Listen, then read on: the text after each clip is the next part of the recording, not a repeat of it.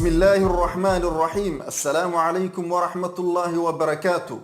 maanta waa maalin isniin ah taariikhdanu tahay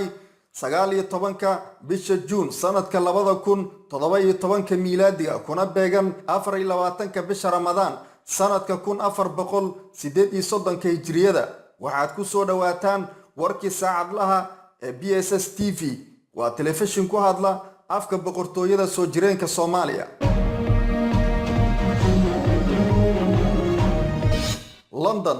meel u dhow masjid ku yaala magaalada London ayaa waxa ay wararku sheegayaan inuu halkaasi ku jiray gaari dad ka soo baxayay salaada tahajjudka wararka ayaa sidoo kale sheegaya in weerarkaasi ay ku dhinteen 2 ruux ayadoona sidoo kale ay ku dhaawacmeen 10 kale sidoo kale guddiga muslimiinta ee magaalada London ayaa sheegay in weerarkaasi uu ahaa weerar si kas ah u sameeyay darawalka waday gaariga shilka geystay waxa ayna booliska magaalada London sheegeen in dadka ku waxyeeloobay weerarkaasi loola cararay isbitaal iyagoo sidoo kale sheegay in kuwa qaar uu dhaawacoodii halis yahay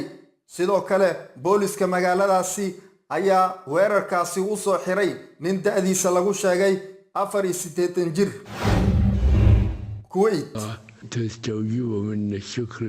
أميركا كويت صباح الأحمد الصباح أيا شاقي مرو جيدينيي كلمة كو آدن طبعاً كالدنبه بشهر رمضان انقلافك كدحتاغن خليجكا ايو قدر لغو حاليو ودا حضل أسيقو سيدو كلا شاقي إن لو باهيهي إن قعمه لا يسقب صدو لغانا قدبو خلافات كاني كدحتاغن دالك قدر ايو ودامد خليجكا سيدو كلا أميركا كويت أيا شاقي in khaliijka laga doonayo in dib ay u xasuustaan xiriiradii taariikhiga ahaa ee ka dhaxeeyay shacabkooda ayna ka fogaadaan wax kasto dhalin kara khilaaf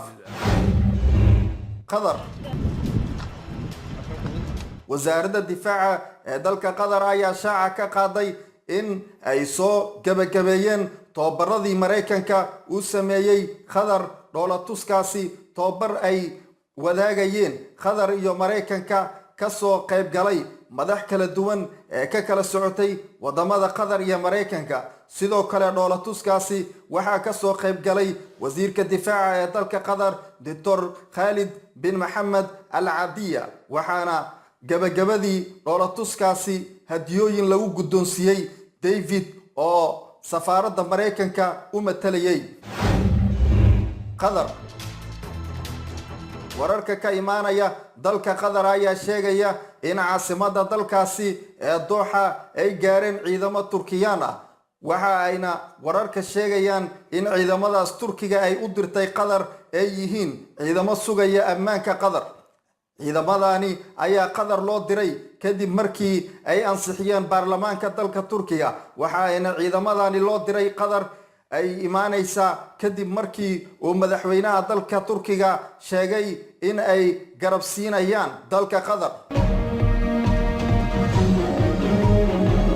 daawadayaasha waxa ay aragtidooda ku aadan ciidamada Turkiga ee loo diray Qatar ka soo dhiiban karaan baraha bulshada sida Facebooka Twitterka iyo YouTubeka waxa halkaas inoogu eg warkii saacadlaha ahaa aad kala socoteen telefishinka BSS TV oo ku hadla afka boqortooyada soo jireenka Soomaaliya cidii uu dhaafana waxa ay kala socon karaan bartaan internetka ku leenahay oo ah www.bssomalia.tk